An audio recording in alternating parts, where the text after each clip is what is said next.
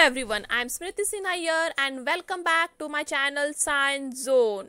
Today you follow, tomorrow we lead. And if you are new to my channel, please hit the subscribe button given below. And if you have not watched my previous videos on solid state, coordination compounds, halogen derivatives, then you can click on the I button given above. And let's get started. So today we are going to study elements of group 16, 17 and 18. I am already done with this chapter and today we are going to solve the exercise of this chapter. So this is a chapter number 7 from Maharashtra State Board Syllabus Standard 12. And this is the exercise which we are going to discuss is from the end of that chapter, okay. At the end of every chapter there is exercise that we are going to solve here. So the first question is, select the appropriate answers for the following. That is, you have to solve the MCQ. So the first question is, which of the following has the highest electron enthalpy? So you have to tell the which of the following will have highest electron gain enthalpy. So this is the group 17 elements. And in this group 17 elements, the highest electron gain enthalpy is by chlorine. So if you have watched my videos on the physical properties of group 16, 17 and 18 element, you must have seen that the electron gain enthalpy goes on decreasing as we go down. But the electron gain enthalpy for fluorine is less than chlorine because the size of fluorine is small, and therefore answer is here option B.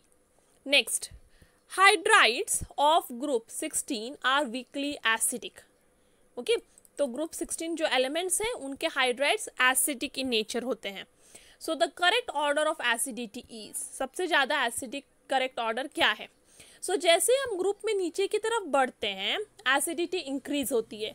तो पहले है oxygen, फिर sulphur, फिर सेलोनियम और फिर टेलोनियम. अब जैसे हम ग्रुप में इस 16 ग्रुप में नीचे की तरफ जाएंगे तो उनके हाइड्राइड की एसिडिटी इंक्रीज होगी. और इस तरह से आप देखोगे तो H2TE की एसिडिटी सबसे ज़्यादा है, फिर H2SC की, फिर H2S की और वाटर की एसिडिटी कम, इसलिए वाटर को हम न्यूट्रल कहते हैं. करेक्ट, तो ऑप्शन सी यहाँ करेक्ट है. Next, which of the following element does not show oxidation state of +4? और आप ऑप्शन देखोगे तो ये सारे के सारे हैं ग्रुप 16 एलिमेंट्स. ग्रुप 16 एलिमेंट्स में बहुत सारे ऑक्सीडेशन स्टेट दिखते हैं, बट सिर्फ ऑक्सीजन ऐसा एलिमेंट है जो सिर्फ -2 ऑक्सीडेशन स्टेट दिखाता है और कुछ केसेस में -1, बट ज़्यादातर वो -2 और +4 कभी नहीं दिखाता. So oxygen is the only element which does not show the +4 oxidation state. Okay, next question है fourth. HI acid when heated with concentrated H2SO4 forms. So HI को जब हम H2SO4 के साथ हीट करते हैं तब बनता है iodine, that is I2. Next, ozone layer is depleted by. तो ओजोन लेयर किससे डिप्लीट हो रहा है? NO से. तो आपको याद होगा मैंने compounds of oxygen that is video number 5 में बताया है कि ओजोन डिप्लीट हो रहा है NO गैस जो आपके रॉकेट्स और एरोप्लेन से निकलते हैं उससे, क्योंकि ओजोन रिएक्ट करता है NO के साथ और उसे कन्वर्ट कर देता है NO2 में और बन जाता है मॉलिक्यूलर ऑक्सीजन, जिससे ओजोन खत्म हो जाता है. नेक्स्ट है, which of the following occurs in liquid state at room temperature? तो इसका आंसर है HF. HF ही सिर्फ एक ऐसा है हाइड्राइड ऑफ फ्लोरीन है जो लिक्विड स्टेट में, बाकी सब ये गैसियस स्टेट में. Next, in pyrosulphurous acid oxidation state of sulphur is. So pyrosulphurous acid में ऑक्सीडेशन स्टेट ऑफ सल्फर है +6, ही याद रखना है. पायरोसल्फरस एसिड में ऑक्सीडेशन स्टेट ऑफ सल्फर है +6. नेक्स्ट है, the stability of interhalogen compounds follow the order. और यदि आपने मेरा वीडियो नंबर 8 देखा है तो आपको बहुत अच्छे से याद होगा कि उसमें हमने पढ़ा है इंटर हैलोजन कंपाउंड, और उसमें के एक पार्ट में मैंने बताया stability order of the inter halogen compounds, और मैंने कहा था आपको ये इंपॉर्टेंट है, लर्न रखिए, याद रखिए. तो है उसका आंसर ऑप्शन सी. यदि आप वहाँ पे पीछे जाके देख लोगे तो आपको ये दिख जाएगा कि ऑप्शन सी यहाँ पे करेक्ट है. नेक्स्ट है, BrCl reacts with water to form, तो BrCl वाटर के साथ रिएक्ट करके क्या बनता है, बनता है HOBr प्लस HCl, तो BrCl plus water gives you HOBr plus HCl। Next है chlorine reacts with excess of fluorine to form, chlorine excess of fluorine के साथ रिएक्ट करके क्या बनाता है, तो क्लोरीन एक्सेस ऑफ फ्लोरीन के साथ रिएक्ट करके बनाता है ClF3। तो ये भी वीडियो नंबर 8 में आप देख लोगे, इंटर हैलोजन कंपाउंड्स में रिएक्शंस मैंने पढ़ाए थे, उसमें हमने देखा था कि जब chlorine equal amount of fluorine के साथ रिएक्ट करता है तो बनता है ClF, but excess amount of fluorine के साथ रिएक्ट करता है तो बनता है ClF3। Next, question number 11. The interhalogen compound, which of the following halogens is never the central atom? जो कभी भी central atom नहीं बनता है वो है फ्लोरीन। तो fluorine is always the x dash. Interhalogen compounds में दो होते हैं, correct, x and x dash. X dash होते हैं साइड वाले और सेंट्रल वाला होता है एक्स। तो एक्स हो सकता है आपका आयोडीन, ठीक है, ब्रोमीन, क्लोरीन, बट वो कभी फ्लोरीन नहीं होता। और एक्स डैश कोई भी हो सकता है, क्लोरीन, फ्लोरीन, ब्रोमीन, आयोडीन में से, ठीक है। Which of the following has lone pair of electrons? तो लोन पेयर ऑफ इलेक्ट्रॉन्स है IF5 के पास, one lone pair of electron, ठीक है, क्योंकि IF5 के पास कितने इलेक्ट्रॉन लोन पेयर है, वन, और अपने को चाहिए one lone pair of electron. In which of the following pairs molecules are paired with the correct shape? तो करेक्ट शेप के साथ क्या है, D, तो BrF4 इज स्क्वायर प्लेनर, ये याद रखना, BrF4 here is square planar, so that is the correct shape. Okay, यहाँ पे आपको ये याद रखना पड़ेगा। नेक्स्ट है among the given interhalogen compound the maximum number of atom is. So सबसे ज़्यादा नंबर ऑफ एटम के साथ कौन सा इंटरहैलोजन कंपाउंड होता है? तो यदि आपको याद है तो है IF7। तो this is the one interhalogen compound जो जिसमें आयोडीन का ऑक्सीडेशन स्टेट +7 होता है और फ्लोरीन 7 नंबर में प्रेजेंट है।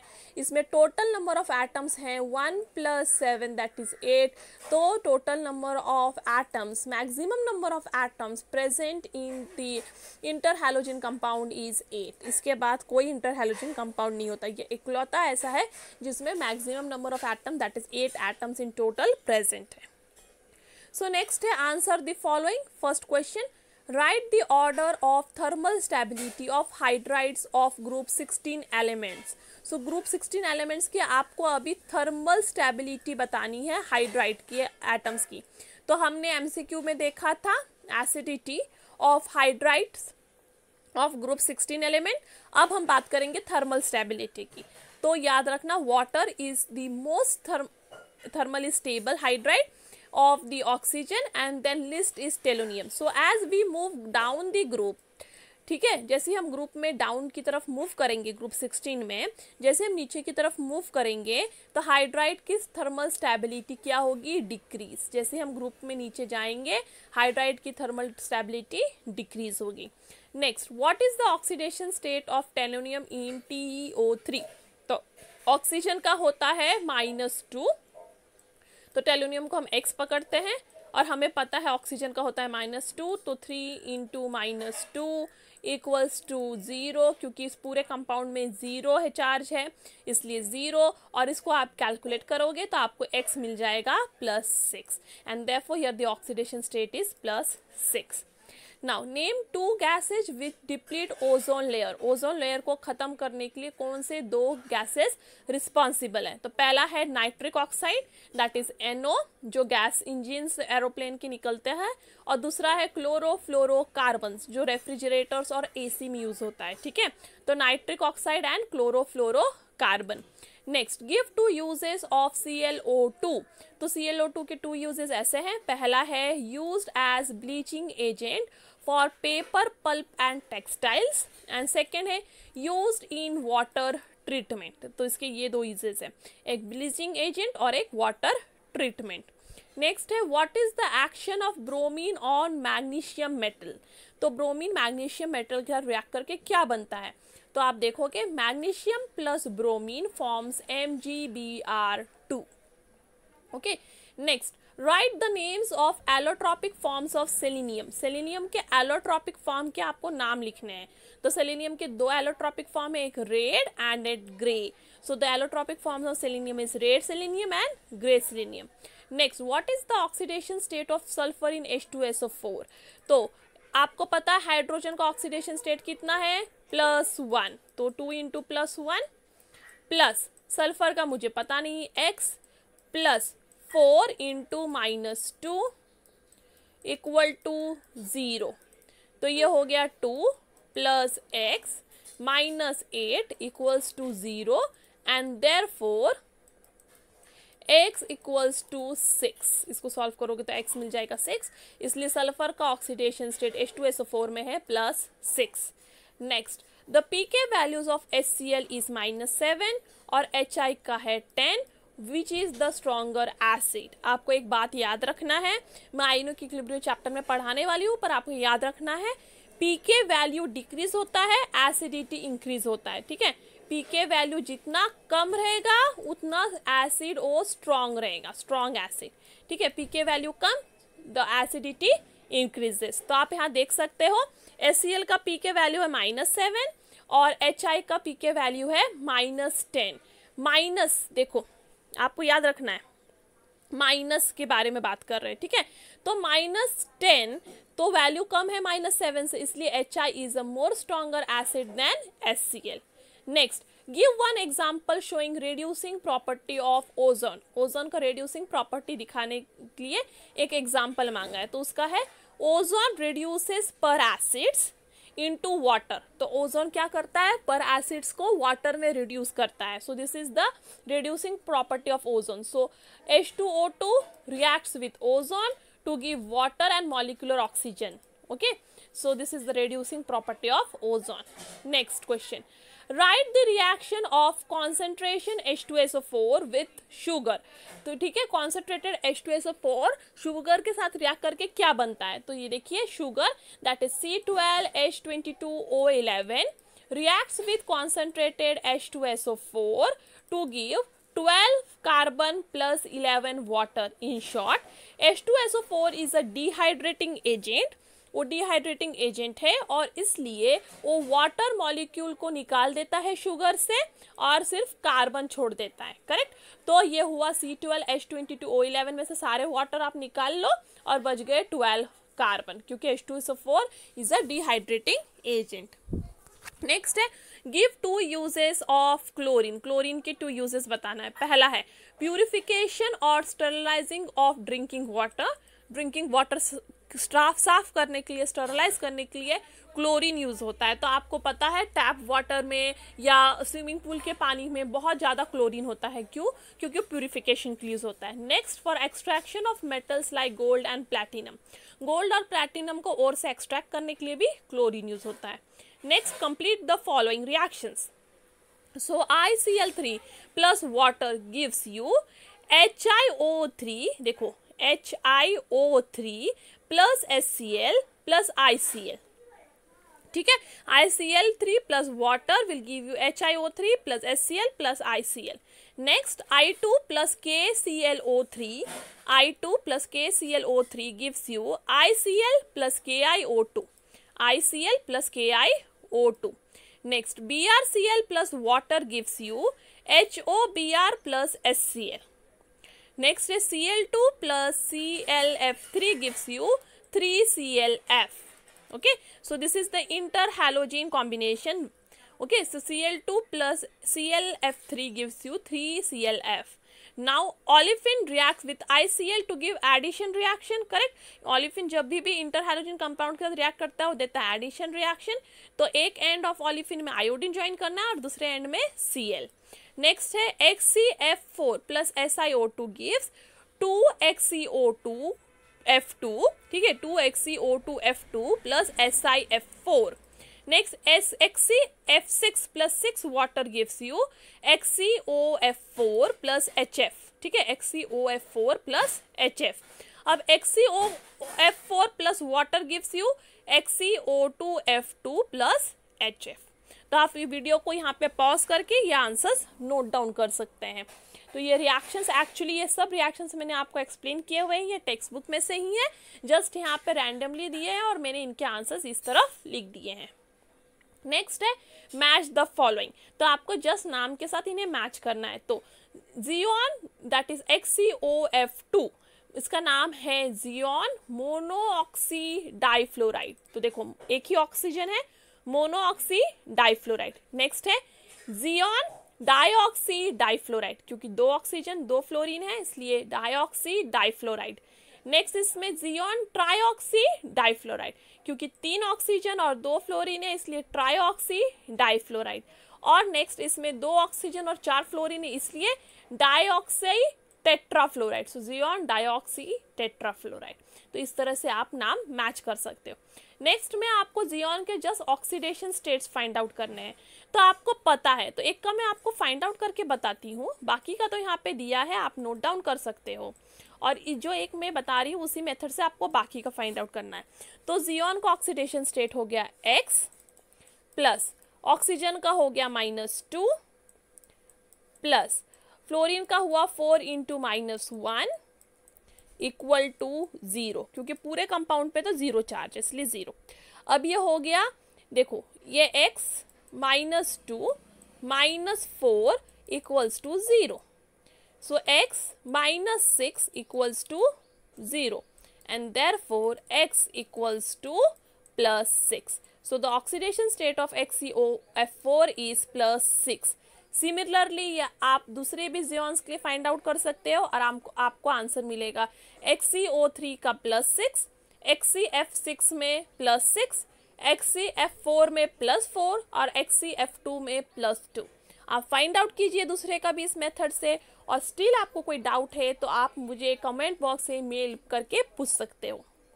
नेक्स्ट है क्वेश्चन आंसर द फॉलोइंग। तो पहला question, the first ionisation enthalpy of sulphur, chlorine and argon is 1000, 1200 and 1500 kilojoule per mole. Explain the observe trend. तो आपको ये एक्सप्लेन करना है कि इनके आयोनाइजेशन एंथैल्पी में इतने फर्क क्यों है। ठीक है, तो ये उनका रीजन है। देखो element sulphur, chlorine and argon belong to third period of periodic table. Periodic table में 7 पीरियड्स होते हैं, उसमें से थर्ड पीरियड में सल्फर, क्लोरीन और आर्गन प्रेजेंट है। सेम पीरियड में प्रेजेंट है तो भी उनका आयोनाइजेशन एंथैल्पीज डिफरेंट है। ये क्यों है? क्योंकि across the period effective nuclear charge increases and atomic size decreases। तो जब हम पीरियड में यहाँ से लेफ्ट से राइट की तरफ मूव करते हैं तब क्या होता है, size of the atom decrease होते जाता है। तो पहला वाला बड़ा है फिर छोटा, तो सल्फर का साइज बड़ा है, फिर क्लोरीन का छोटा है और आर्गन का उससे भी छोटा है। ठीक है, ये तीनों के साइजेस हो गए। जैसे ही साइज डिक्रीज होगा तो क्या होगा, न्यूक्लियर चार्ज इंक्रीज होगा। क्यों? क्योंकि साइज डिक्रीज होने की वजह से न्यूक्लियस आउटर ऑर्बिटल के पास में आ जाएगा। ठीक है, जैसे साइज डिक्रीज हो रहा है राइट, लेफ्ट टू राइट में, तो क्या हो रहा है, न्यूक्लियस आउटर ऑर्बिटल के ज्यादा पास आ रहा है और ज्यादा पास आने की वजह से उसकी न्यूक्लियर चार्ज भी इंक्रीज हो जाएगी। न्यूक्लियर चार्ज इंक्रीज होने की वजह से क्या होगा, वो आउटर ऑर्बिटल को टाइट पकड़ के रखेगा और उसकी वजह से वो अपने लास्ट इलेक्ट्रॉन को बाहर इजिली नहीं जाने देगा। बट सल्फर में वो इजिली जाने देगा क्योंकि सल्फर की साइज बड़ी है, न्यूक्लियस और आउटर ऑर्बिटल का डिस्टेंस ज़्यादा है और ये डिस्टेंस ज़्यादा होने के वजह से वो आउटर इलेक्ट्रॉन को टाइट नहीं पकड़ पाता है न्यूक्लियस, और आउटर इलेक्ट्रॉन जल्दी चला जाता है, इसलिए आयोनाइजेशन एनर्जी उसकी कम है। But size of argon small है, साइज ऑफ आर्गन स्मॉल होने की वजह से न्यूक्लियस लास्ट इलेक्ट्रॉन के बहुत पास में है, उसे टाइटली होल्ड करता है और इसलिए हम उसे इजीली नहीं निकाल सकते, इसलिए उसकी आयोनाइजेशन ये एंथैल्पी ज़्यादा है। And therefore the ionisation enthalpy increases in order of sulphur, chlorine and argon. Argon की सबसे ज़्यादा क्योंकि साइज स्मॉल है और सल्फर की सबसे कम क्योंकि साइज बड़ी है। Next, acidic character of hydrides of group 16 elements increases from water to tellurium। explain। क्यों एसिडिक कैरेक्टर, ऑक्सीजन फिर सल्फर फिर टेलोनियम के नीचे नीचे जाएंगे वैसे बढ़ती क्यों जाती है उसके एसिडिक प्रॉपर्टीज? क्योंकि bond dissociation enthalpy of He, E मतलब ऑक्सीजन, या फिर सेलेनियम या सल्फर या टेलोनियम, ठीक है। तो ये कुछ भी हो सकता है क्योंकि bond dissociation enthalpy decreases down the group.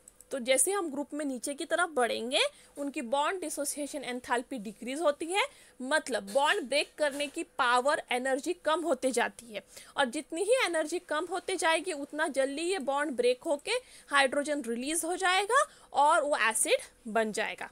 इसलिए जैसे ही हम ग्रुप में नीचे की तरफ जाते हैं बॉन्ड एनर्जी वीक होने की वजह से जल्दी से वो हाइड्रोजन रिलीज होता है और उसकी एसिडिटी बढ़ जाती है। Next question, how is dioxygen prepared in laboratory. Laboratory में डाईऑक्सीजन कैसे प्रिपेयर होता है? फ्रॉम KClO3 से। So it is prepared by heating oxygen containing salts like chlorate, nitrates and permanganate, that is 2KClO3 when heated in the presence of MnO2, ठीक है, 2 molecule of KClO3 जब आप heat करोगे MnO2 के presence में तो बनेगा 2KCl एंड मॉलिक्यूलर ऑक्सीजन। तो इस तरह से आप लैब में KClO3 से मॉलिक्यूलर ऑक्सीजन बना सकते हैं। ये पार्ट इंपॉर्टेंट नहीं है बट मैंने मेंशन किया, यदि आपको नोट डाउन करना है तो आप कर सकते हो। Next question, what happens when lead sulphide reacts with ozone. तो lead sulphide that is PbS जब ओजोन के साथ रिएक्ट करता है तो बनता है PbSO4 प्लस ऑक्सीजन, ठीक है। लेड सल्फाइड जब ओजोन के साथ रिएक्ट करता है तो बनता है PbSO4 plus oxygen. Next, nitric oxide reacts with ozone. तो मैंने पहले ही बताया जब NOO3 के साथ रिएक्ट करता है तो बनाता है NO2 प्लस O2 और इस तरह से ओजोन डिप्लीट हो जाता है, इसलिए NO गैस अच्छा नहीं है ओजोन के लिए।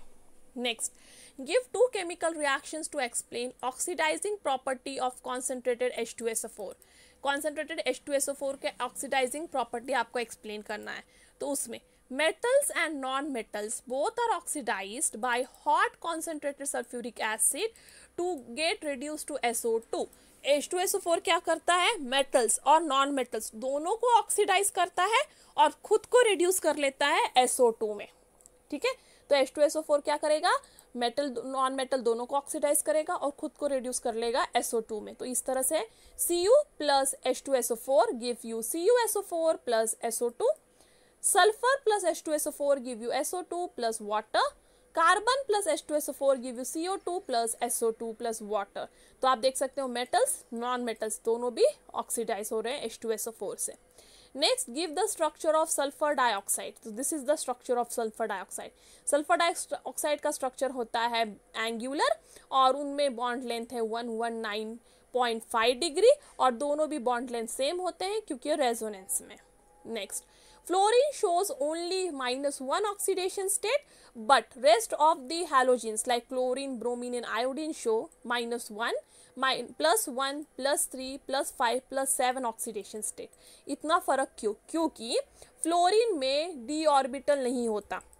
So fluorine does not have any vacant d orbital। Fluorine में d ऑर्बिटल नहीं होता और इसलिए वो अपना ऑक्टेट एक्सपांड नहीं कर सकता, because fluorine do not have d orbital so it can not expand it octet, और वो सबसे ज़्यादा इलेक्ट्रोनेगेटिव एलिमेंट है। तो फ्लोरीन पीरियोडिक टेबल का सबसे मैक्सिमम इलेक्ट्रोनेगेटिव एलिमेंट है और इसलिए उसका ऑक्सीडेशन स्टेट सिर्फ नेगेटिव में होता है, दैट इज -1। बट जब आप बात करो क्लोरीन, ब्रोमीन, आयोडीन की तो उनकी इलेक्ट्रोनेगेटिविटी फ्लोरीन से कम है और फ्लोरीन से कम होने की वजह से उनकी इलेक्ट्रोनेगेटिविटी वो +1, +3, +5, +7 ऑक्सीडेशन स्टेट भी दिखा पाते हैं। और दूसरा रीज़न है एम्प्टी d ऑर्बिटल। ये तीनों में भी एम्प्टी d ऑर्बिटल होता है इसलिए वो अपना ऑक्टेट एक्सपांड कर सकते हैं।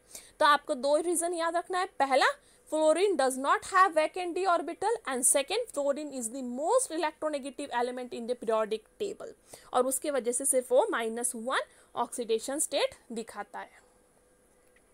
Next, what is the action of chlorine on following. ठीक है, तो पहले आयन के साथ, सो 2Fe + 3Cl2 gives you 2FeCl3। ठीक है, 2Fe + 3Cl2 gives you 2FeCl3 और एक्सेस ऑफ अमोनिया के साथ तो 8 ammonia plus 3Cl2, that is excess of ammonia plus chlorine give you NH4Cl plus N2 gas. तो क्लोरीन का ये रिएक्शन है Fe और NH3 के साथ। Fe के साथ रिएक्ट करके बनाता है FeCl3 और NH3 के साथ रिएक्ट करके बनाता है NH4Cl। Next, how is hydrogen chloride prepared from sodium chloride, sodium chloride से हाइड्रोजन क्लोराइड कैसे बनता है? तो ये देखो NaCl plus H2SO4 gives you NaHSO4, ठीक है, NaCl plus H2SO4 gives you NaHSO4 plus HCl, और NaHSO4 जो यहाँ बन रहा है उसको फर्दर आप रिएक्ट करोगे NaCl के साथ तो बनेगा Na2SO4 प्लस HCl। सो एक NaCl आपको 2 मॉलिक्यूल ऑफ HCl दे सकता है यदि आप NaCl को H2SO4 के साथ रिएक्ट करो तो, ठीक है। तो इस तरह से आप लेबोरेटरी में हाइड्रोजन क्लोराइड प्रिपेयर कर सकते हैं just by heating sodium chloride with concentrated H2SO4। Next, draw the structures of XCF6, XCO3, XCOF4 and XCF2। तो ये वाले स्ट्रक्चर्स आपको ड्रॉ करने हैं। ये मैंने वीडियो नंबर आपको 8 में एक्सप्लेन किया हुआ है, और यदि चाहिए तो आप यहाँ पे भी पॉज करके ये स्ट्रक्चर्स नोट डाउन कर सकते हो।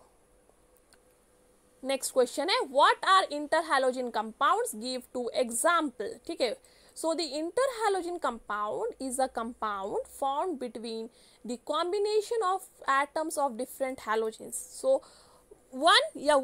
टू या टू से ज़्यादा हैलोजेंस, ओके, सो 2 और या 2 से ज़्यादा हैलोजेंस जब कॉम्बाइन होके एक कंपाउंड बनाते हैं तो उसे कहते हैं interhalogen compound. So interhalogen compound is formed by combination of atoms of different halogen. For example ClF that is chlorine monofluoride and BrF3 that is bromine trifluoride.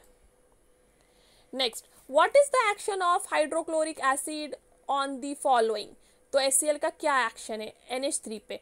तो ammonia when reacts with HCl gives you NH4Cl, और Na2CO3 के साथ when Na2CO3 reacts with HCl gives you NaCl, क्योंकि ये base है और ये acid, so acid reacts with base to give you salt and water।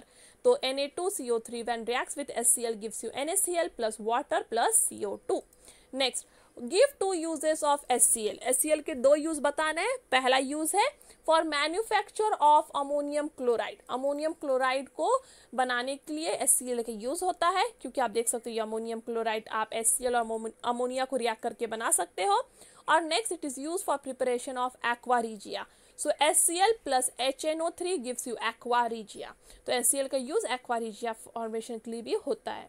Next, write the names and structural formula of oxoacids of chlorine. तो ये सारे हैं oxoacids of chlorine, उनका स्ट्रक्चर इस तरह से है और उनके नाम है hypochlorous acid, chlorous acid, chloric acid and perchloric acid. सिर्फ आपको पहला स्ट्रक्चर याद रखना है। नेक्स्ट स्ट्रक्चर से डबल बॉन्ड O क्लोरीन को लगा दोगे तो बन जाएगा chlorous acid, 2 double bond O chlorine को लगाओगे तो बनेगा chloric acid, 3 double bond O chlorine को लगाओगे तो बनेगा परक्लोरिक एसिड, ठीक है। Next, what happens when chlorine reacts with fluorine in equal amount. तो देखो क्लोरीन और फ्लोरीन जब इक्वल अमाउंट में रिएक्ट करते हैं तो बनाते हैं क्लोरीन मोनोफ्लोराइड, ठीक है। इक्वल अमाउंट में रिएक्ट करेंगे तो बनाएंगे क्लोरीन मोनोफ्लोराइड।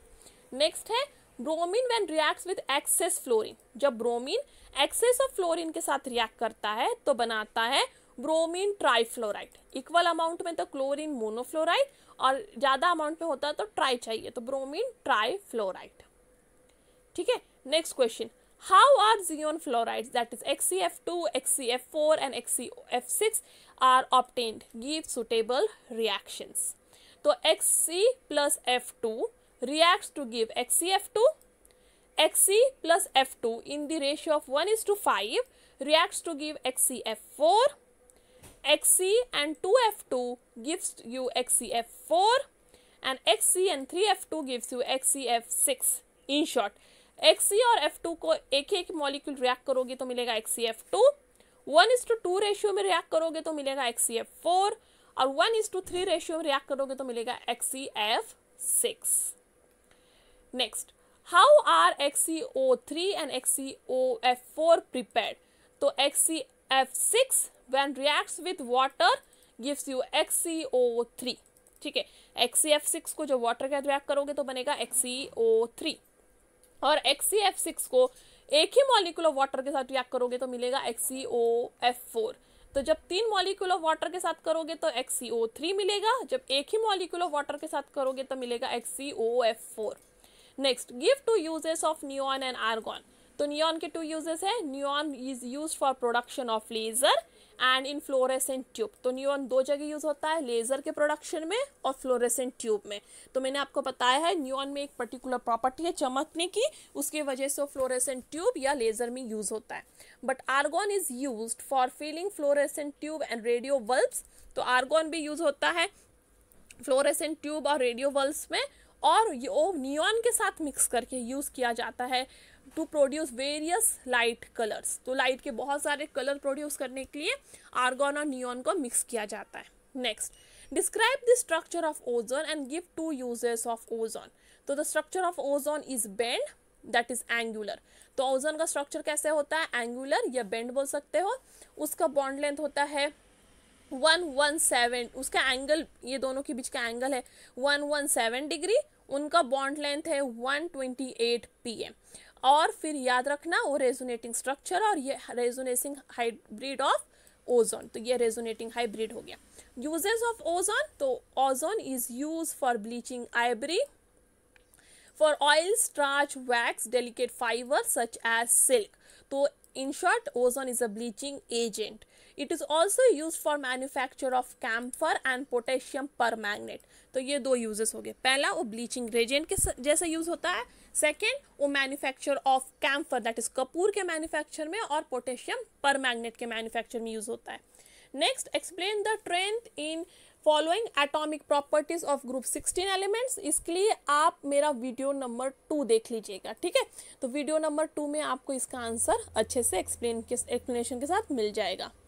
तो वो आपको ठीक है, वहाँ पे आपको एक्सप्लेनेशन मिल जाएगा और यहाँ पे इसका आंसर यहाँ पे है, दैट इज एटॉमिक रेडियाई। क्या होता है, एटॉमिक रेडियाई इंक्रीज होता है जैसे हम ग्रुप में नीचे जाएंगे, क्योंकि क्वांटम शेल ऐड होते जाते हैं।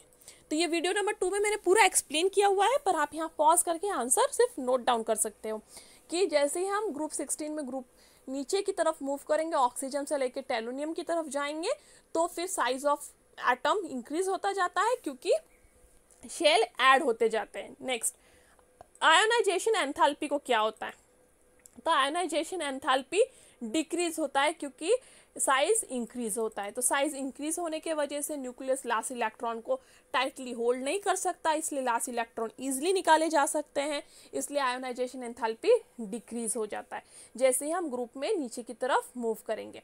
इलेक्ट्रोनेगेटिविटी की बात करें तो इलेक्ट्रोनेगेटिविटी ग्रुप में नीचे मूव करते वक्त कम होते जाती है, इलेक्ट्रोनेगेटिविटी कम होती है क्योंकि वहाँ पे साइज जो है वो इंक्रीज होते जाता है। और दूसरा, oxygen is the highest electronegative element, ठीक है।